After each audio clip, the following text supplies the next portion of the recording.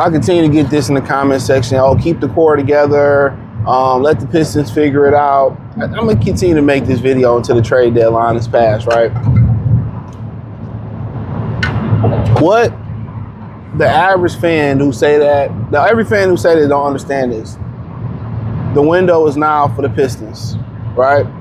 You know, you got Indiana having a down year because of Highland Barton. Who knows? And honestly, who knows if he come back the same? You got Jason Tatum in Boston. So for the most part, you're going to have more competition in the NBA, in the Eastern Conference. So you got the Raptors starting to figure it out. So, you know, Cleveland, we'll see kind of what happened with them.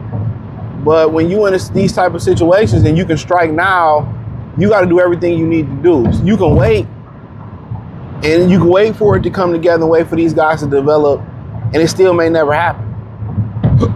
Think about OKC, everybody developed. They couldn't even keep them together. So at the end of the day, what people trying to tell y'all is that the Pistons have weaknesses in shooting, and they really have a weakness in a guy that really needs to be a primary scorer, so K can really fall back into his natural position. Therefore, once they in the playoffs, they're going to start blitzing K like Houston did, and they're going to make somebody else beat you scoring-wise. And right now, who do you really feel comfortable, like really relying on scoring-wise for the Pistons? Jalen Duren, yes. But really, do you really feel comfortable, you know, with Dennis Jenkins in the playoff series really coming through? You feel comfortable with Wu coming through as your next scorer? Do it even seem like Jaden Ivey is trending in the right direction? Jaden Ivey seemed to be honestly trending in a situation where you don't even see an uptick in his minutes. You know what I'm saying? So people saying, well, Ivey can be that guy. He ain't that guy. We halfway through the season, and I know he missed a little bit of the beginning of the season, but there's not an uptick. There's not a rush to get him in the starting lineup. You know what I'm saying? There's not a trend to get Jaden Ivey more minutes to step in and be that role. So guess what? Right now, the answer ain't on the team. They need somebody to be the primary scorer where K can kind of fall back as that 1B or 2 primary scorer. Duren can be the third, and it's good. But you waiting on Asar Thompson to figure it out. You waiting on Ryan Hollis to figure it out. Can't count on Tobias Harris. So, yes, they need that trigger man.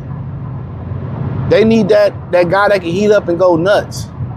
Now, does that have to be a James Harden or does that have to be Giannis? No, it don't have to be that. Like I said, it could be as a simple move as Monk, Bojanovic from the Clippers. You know what I'm saying? It could be, you know, upgrading the 4th spot. I don't know people saying, oh, you can't get rid of Tobias Harris, but the simple fact of the nature is this. Yes, you love his defense, his veteran leadership, but the contract is expiring, and you can upgrade the spot. You can upgrade it. At some point, you just thinking like, okay, we can trade him, and I can sick Ryan on those. If I have to, I can sick Ryan on the 4, and he can hold his own like Tobias Harris. He can't hit that shot as consistently as Harris, but I can sick Ryan on him. If I have to, I can sick, you know, what's the brother's name? Asar Thompson on him. I can bring Wu and stick Wu on somebody. So you got the defenders. Ideally, you would love to get a guy like Trey Murphy, where it's no drop-off defensively, but it's an upgrade scoring-wise. That's the ideal trade.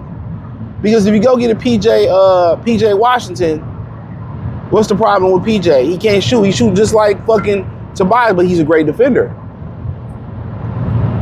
You want more shooting in that lineup. That's all.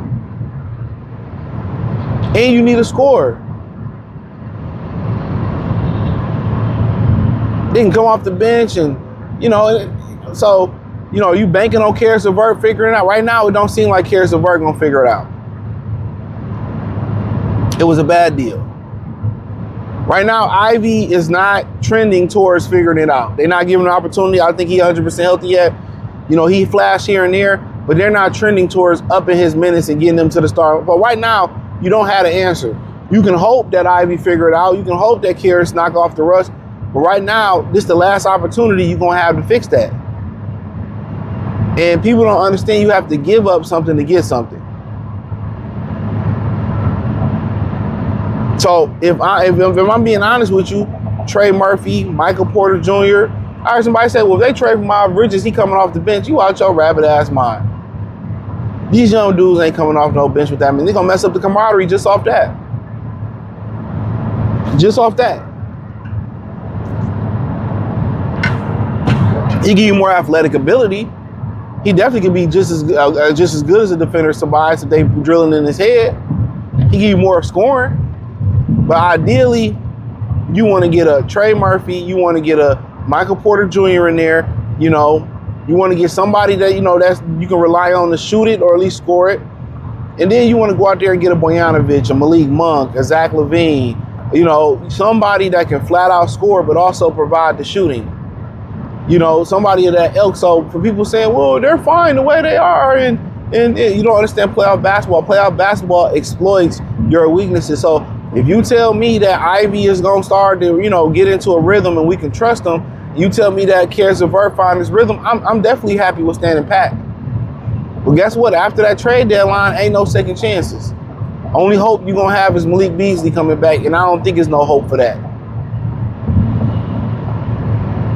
I don't think there's no hope for that. So, you know, honestly, they gotta make a move or two.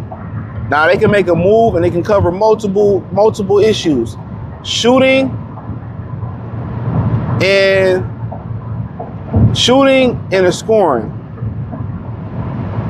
Especially from that 4 spot. Because you look at their starting lineup, Duncan's the only shooter. K's shooting 33% from 3. Sar can't shoot, Duran can't shoot, Tobias shooting 33% from 3. So, realistically, if I can get a Monk or a LaVine, and I also can get a Michael Porter Jr. or somehow a Trey, if I can get those two, man, all my shooting ain't in the trunk. And when I say that, all the shooting on the bench. Jenkins, Wu, LeVert, then Sasser, all my shooting on the bench. Ivy, Stu. If I can go out there and I can get a Murphy or a Michael Porter Jr. and a LaVine or a Monk or Bojanovic, I moved Duncan to the bench, he can shoot. So now let's just say I got Michael Porter Jr. and I got, Zach LaVine. I got a lot of shooting. Defensively, it might be a problem, but if, let's say you go Trey Murphy, you go Malik Monk.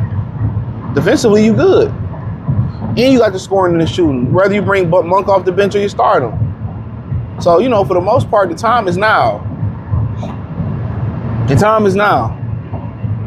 You upgrade the roster. So in playoff time, you don't have those situations where it's all on Cade.